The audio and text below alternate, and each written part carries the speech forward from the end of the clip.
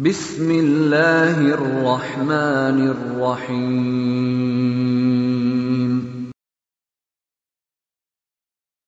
बिस्मिल्लाहिर्रहमानिर्रहीम।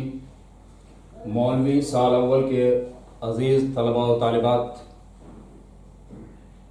आज सिराजी का मुझे दर्स देना है और उसमें तरके की तक़सीम में वारिसीन की तरतीब क्या होगी, इस सबक को आप तलबा को समझाना है। आपने इससे पहले ये बात पढ़ी कि तरके की तक़सीम वारिसीन के दरमियान की जाएगी, लेकिन उन वारिसीन में पहले किसको दिया जाएगा तरका, फिर किसको दिया जाएगा, फिर किसको दिया जाएगा, उसकी क्या तरतीब होगी। आज के सबक में इस बात को आप समाअत करेंगे।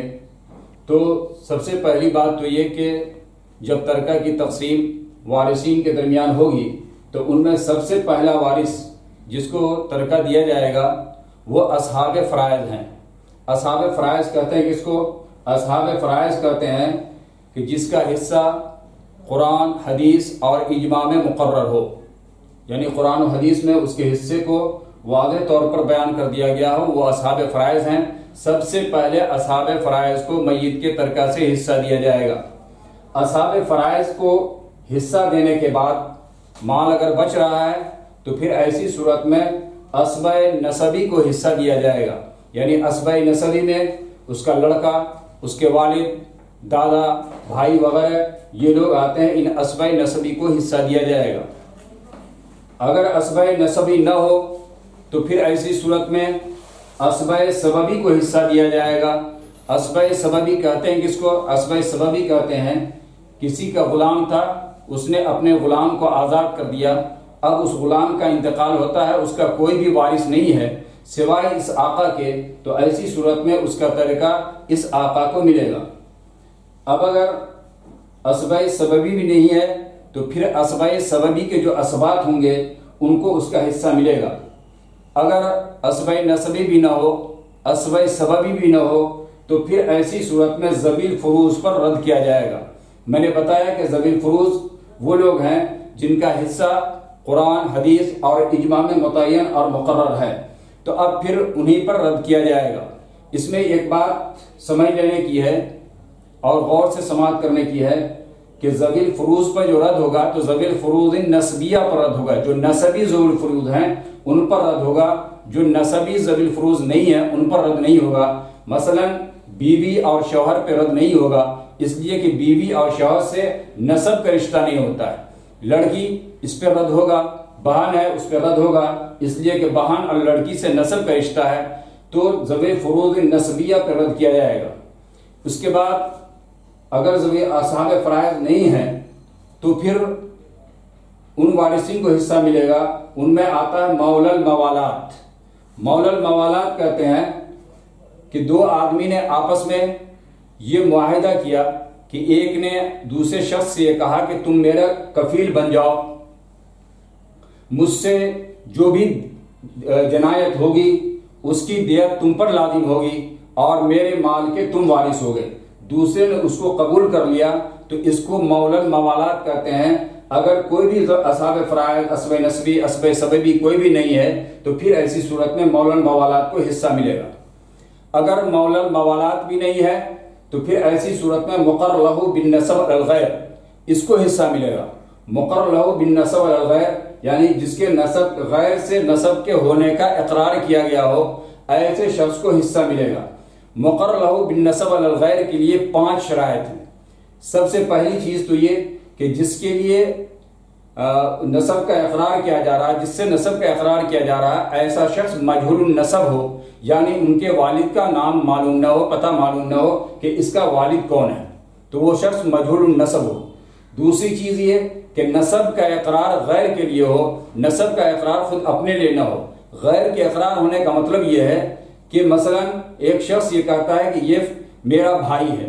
जब उसने कहा कि ये मेरा भाई है तो गोया नसब का इकरार उसने अपने से नहीं किया, अपने वालिद से किया, यानी मेरे वालिद का ये लड़का है, तो नसब का इकरार गैर से हुआ। कि किसी ने कहा कि ये मेरा भाई है, तो गोया कि बाप से नसब का इकरार किया जा रहा है, दूसरे शख्स से नसब का इकरार किया जा रहा है। इसी तरीके से किसी ने ये कहा कि ये मेरा चचा है, तो चचा कहने का मतलब ये हुआ कि उसने नसब का इकरार अपने से नहीं किया है, बल्कि नसब का इकरार उसने अपने दादा से किया है कि ये मेरे दादा का लड़का है, जब वो मेरा चचा हुआ। इसलिए जब तो नसब का इकरार गैर से हो, ये दूसरी शर्त उसके लिए है। तीसरी शर्त कि मुक़िर लहू अपने इकरार पे मरते दम तक कायम रहे। मुक़िर लहू अपने इकरार यानी मरते दम तक वो उससे रुजू न किया हो, कि ये न कहा हो कि नहीं ये मेरा भाई नहीं है, मेरा चचा नहीं है, यानी अपने इकरार पे वो साबित कर रहा हो मरते दम तक। और चौथी चीज ये है कि जिस गैर के लिए नसब का इकरार किया गया है, गैर ने उसके नसब का न तो इकरार किया हो और न ही गैर ने उसके नसब का इनकार किया हो, ये चौथी शर्त है। और पांचवी शर्त यह है कि अक्लन भी वो इकरार मोतबर हो, अक्लन वो इकरार मोतबर हो। इसका मतलब क्या है? इसका मतलब यह है कि एक शख्स अपने हम उम्र आदमी से ये कहता है कि ये मेरा भाई है, तो जाहिर है ये बात मानी जा सकती है, अक्ल इसको तस्लीम कर लेगी कि ये हो सकता है कि इसका भाई हो। लेकिन ऐसी बात कहे कि जिसको अक्ल भी तस्लीम ना करे, तो ऐसी शर्त मोतबर नहीं होगी। मसलन कि कोई अपने बाप की उम्र से ज्यादा बड़े बूढ़े आदमी से यह कहे कि ये मेरा भाई है, बाप से उसकी ज्यादा उम्र है और उस शख्स के बारे में यह कह रहा है कि ये मेरा भाई है, जाहिर है इसको अक्ल तस्लीम नहीं करेगी कि बाप की उम्र कम हो और बेटे की उम्र ज्यादा हो। तो उस इकरार के मोतबर होने के लिए यह जरूरी है कि वो इकरार शरन और अक्लन मोतबर भी माना जाए। ये 5 शराइत जब होंगे तो ऐसी सूरत में मुक़र्र लहू बिन नसब अल गैर को हिस्सा मिलेगा। अगर मुक़र्र लहू बिन नसब अल गैर ये भी वारिस में से नहीं है, तो ऐसी सूरत में कह रहे हैं कि मूसा लहू बिजमील माल, कि जिसके लिए पूरे माल की वसीयत की गई है। इससे पहले वाले सबक में मैंने ये बात बताई थी कि अगर कोई शख्स अपने माल की वसीयत कर जाता है तो सिर्फ 1/3 के अंदर वसीयत नाफिज होती है, बकिया 2/3 उसके वारिसीन के दरमियान बटेगी। लेकिन अगर किसी ने अपनी पूरी प्रॉपर्टी और पूरी जायदाद की वसीयत किसी शख्स के लिए कर दी, किसी गैर वारिस के लिए पूरी प्रॉपर्टी की वसीयत कर दी और उनके वारिसीन में से कोई भी नहीं है, तो अब कहा जा रहा है सुम्मा मूसा लहू बिजमील माल, कि जिसके लिए पूरे माल की वसीयत क्या है उसको पूरा का पूरा माल मिल जाएगा। अब यहाँ पर यह नहीं देखा जाएगा कि वसीयत 1/3 ही में नाफिज होगी, अब यहाँ वसीयत पूरे माल में नाफिज हो जाएगी और पूरा का पूरा माल मिल जाएगा जिसके लिए पूरे माल की वसीयत किया है। अब अगर मूसा लहू बिजमील माल भी ना हो कि जिसके लिए पूरे माल की वसीयत क्या हो, तो फिर कहते हैं बैतुल माल, कि ऐसी सूरत में अब उसका माल, अगर उसका कोई भी वारिस नहीं है तो ऐसी सूरत में उसका माल जो है उसकी प्रॉपर्टी बैतुल माल में जमा होगी। और ये बैतुल माल किसको कहते हैं? बैतुल माल इस्लामी खजाना होता है जो अमीरुल मोमिनीन और अमीर शरीयत की मातहती में चला करता है, उसकी निगरानी में चला करता है। चुनांचे अल्हम्दुलिल्लाह बिहार, उड़ीसा और झारखंड में इमारत शरिया का निज़ाम कायम है, वहां बैतुल माल कायम है जो अमीर शरीयत की मातहती में चला करता है। तो ये वारिसीन के दरमियान तरतीब हुई कि जिस तरतीब के बिना पर वो जायदाद तकसीम होगी।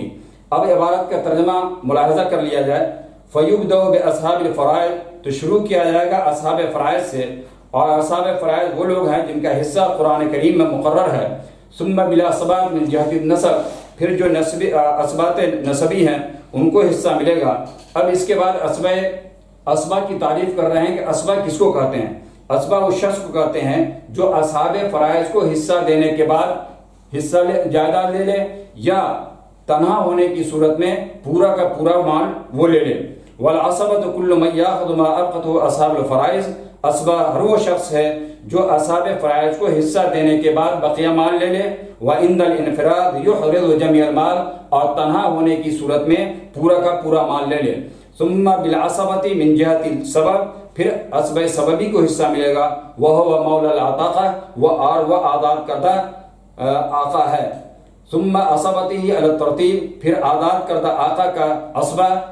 सुम्मा रद्द अला ज़वील फुरूज़ नस्बिया बिक़द्र हुक़ूक़िहिम, फिर ज़वील फुरूज़ नस्बी पर उनके हिस्से के बक़द्र रद्द किया जाएगा। सुम्मा ज़वील अरहाम, फिर ज़वील अरहाम पर को दिया जाएगा। सुम्मा मौलल मवालात, फिर मौलल मवालात को दिया जाएगा। फिर मुक़र्रर लहू बिन नसब अल गैर को दिया जाएगा। और उसके बाद सुम्मल मूसा लहू बेजमील माल, जिसके लिए पूरे माल की वसीयत की गई है उसको दिया जाएगा और फिर बैतुल माल को दिया जाएगा। इससे पहले जो तरतीब लिखी गई है उसमें ज़वील अरहाम की तरतीब छूट गई है, रद के बाद ज़वील अरहाम का दर्जा आता है।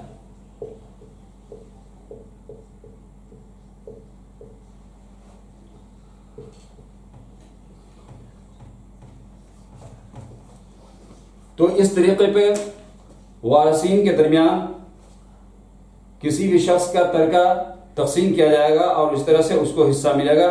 फजज़ाकुमुल्लाहु खैरल जज़ा।